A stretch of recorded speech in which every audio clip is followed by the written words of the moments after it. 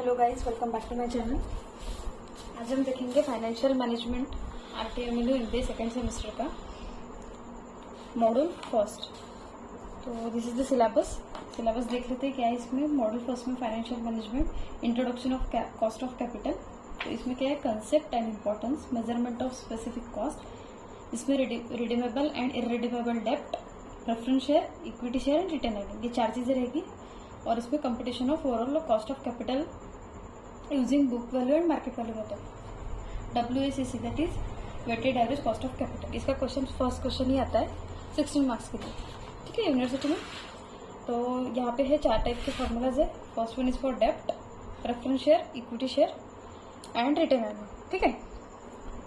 तो first is irredeemable cost of डेप्ट का फॉर्मूला है KD, D फॉर डेप्ट, I upon NP into 100। I is nothing but interest upon net proceeds। तो net proceeds में भी 3 टाइप है, that is at par, at premium and at discount. अगर at par रहा तो फेस वैल्यू माइनस एक्सपेंसेस होगा normal.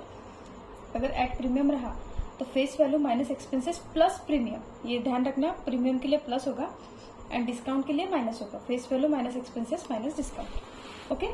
Similarly अगर redeemable डेब्ट बोला है तो रिडीमेबल कॉस्ट ऑफ डेप्ट के लिए आएगा KD is equal to interest 1 minus tax rate upon net proceeds into 100, okay.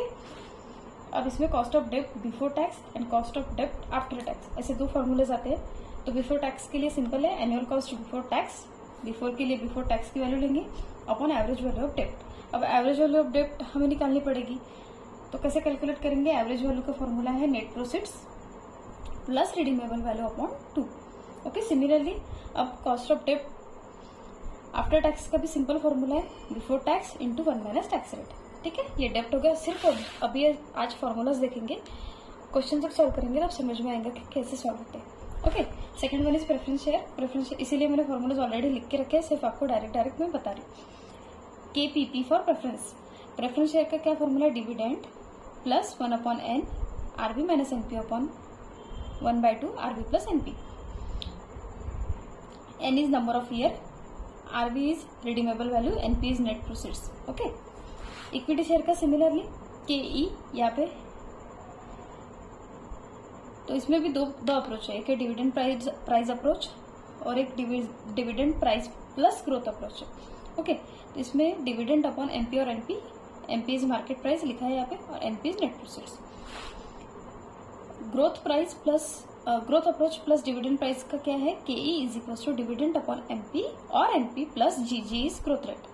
Earning yield method है, KE is equal to earning profit upon net proceeds. जब क्वेश्चन सॉल्व करेंगे तब समझेगा, अभी सिर्फ क्वेश्चन हम फॉर्मूलाज देख रहे हैं। Then cost of retained earning, R, retained earning का R, that is simple formula KE 1 minus tax rate into 1 minus B into 100।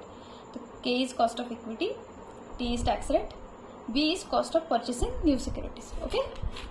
तो ये सिंपल से फॉर्मूलेज है। अब हम क्वेश्चन देखेंगे, तो मैं आपको